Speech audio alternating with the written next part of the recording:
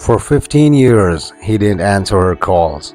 For 15 years, he ignored her letters.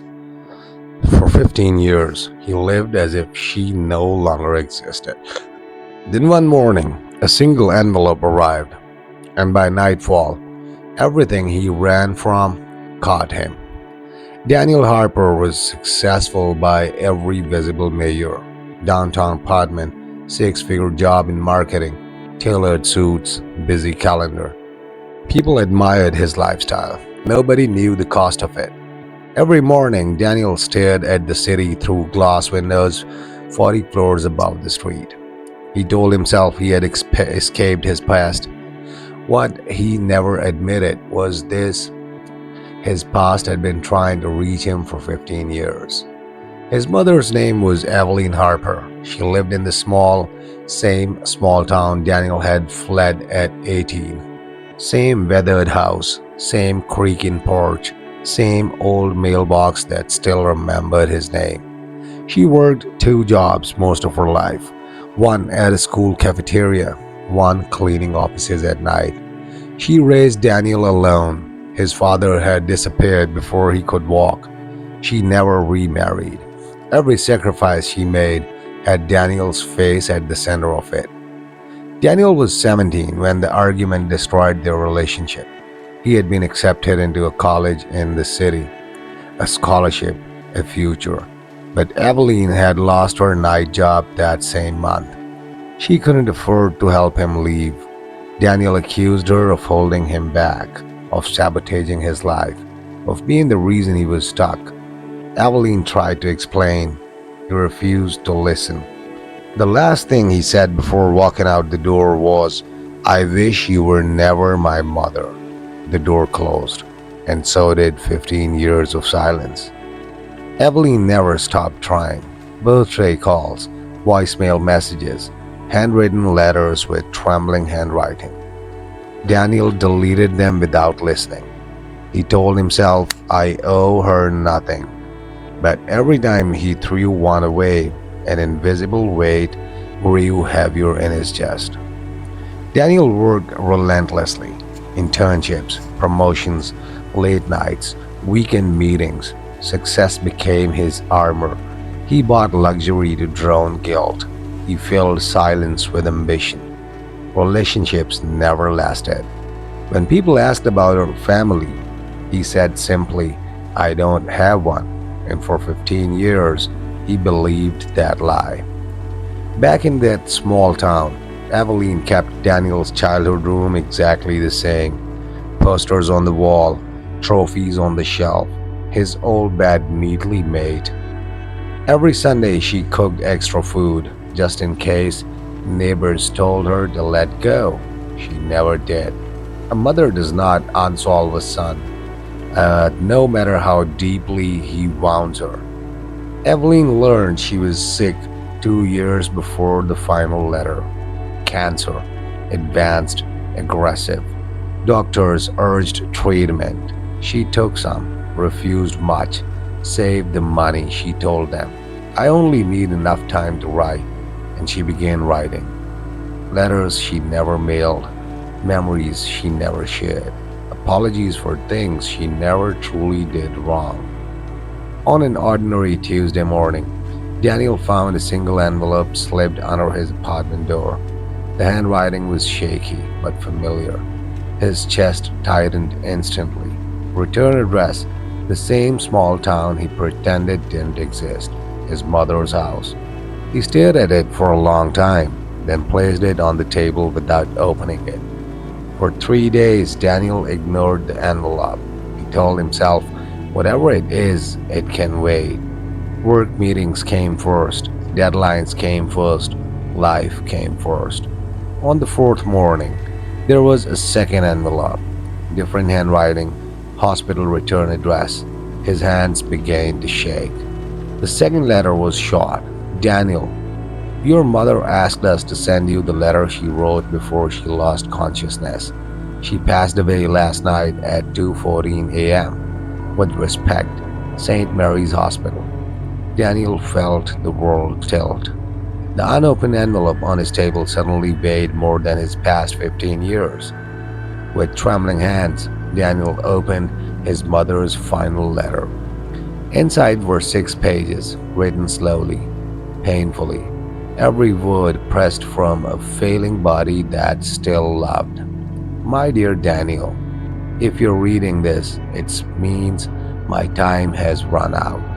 I don't know if you will read this with anger, with curiosity, or with nothing at all, but I need to tell you the truth, not for forgiveness, for peace.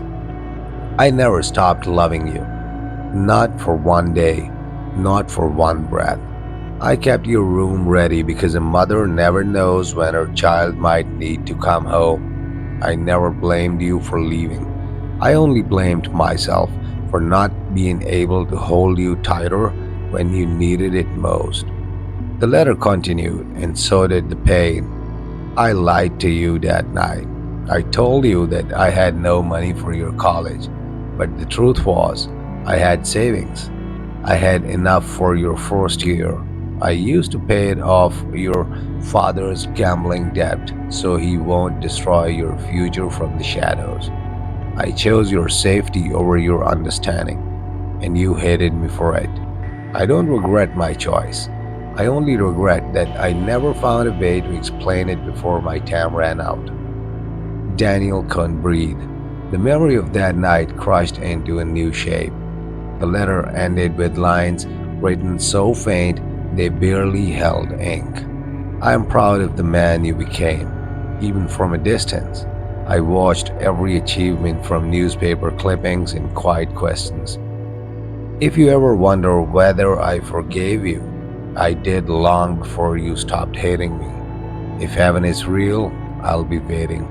Love always, Mom. Daniel dropped to the floor. The letter fell beside him like a gravestone. Daniel left the city before sunrise. He didn't pack a suitcase, didn't tell anyone. He just held her final letter in his jacket and drove toward the town she swore he would never see again. For 15 years, he ran from the past. Now the past was the only thing left. The highway felt endless. Every mile pulled him deeper as in the memories he thought he had buried. The bus station where his mother used to wait for him after school. The diner they visited every Friday. The old movie theater she cleaned at night, still flickering with the same broken sign. The town hadn't changed. He had. And somehow that made everything hurt more. When he reached the small wooden house, he froze. The porch still creaked in the breeze. The paint still peeled in the same corners. The mailbox still carried the name Harper. He opened the gate. It groaned, as though even it remembered him. Inside, everything was exactly as he left it at 17. The same brown couch, the same faded curtains, the same smell of lavender his mother always used. On the kitchen table were 2 plates, one washed, one untouched, as if she had kept waiting right up until the very end. Daniel felt the weight of 15 years collapse into a single breath. He pushed upon the door to his old bedroom. Everything was preserved perfectly. His childhood trophies polished, his books dusted, a new blanket folded neatly on the bed. She had bought it last winter.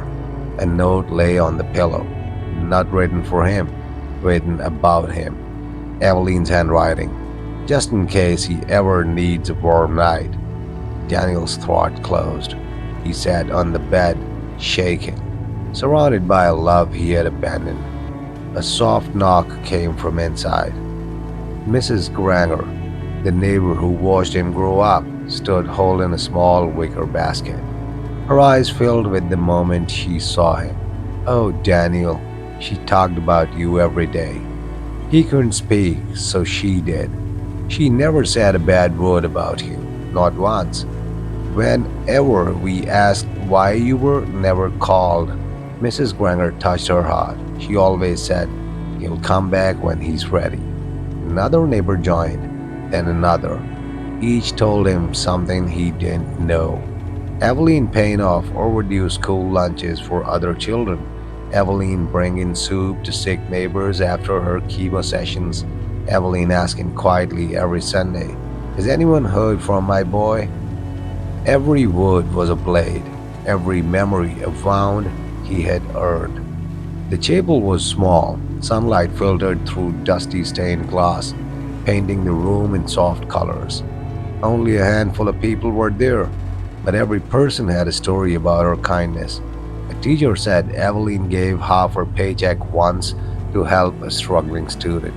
A nurse said she refused pain medication at times because it made her too sleepy to finish writing.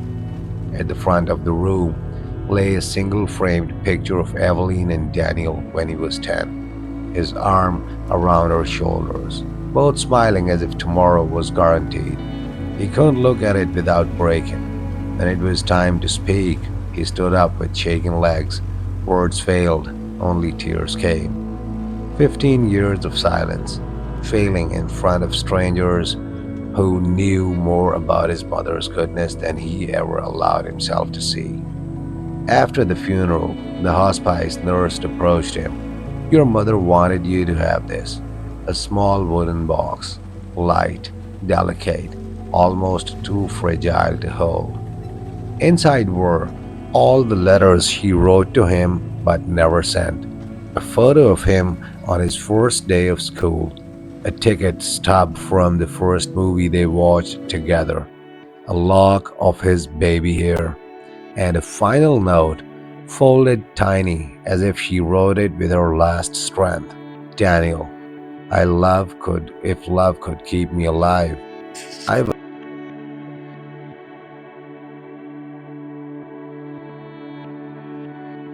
pressed the note to his forehead. It shattered him. At sunset, he stood alone at the grave. The wind was still, the world quiet. He knelt, placed her final letter on the soil, and whispered the words she waited 15 years to hear. "I am sorry, Mom. I'm so sorry." His voice cracked, "And thank you for loving me when I didn't deserve it." The grief didn't disappear, but something inside him softened, not healed, but beginning to.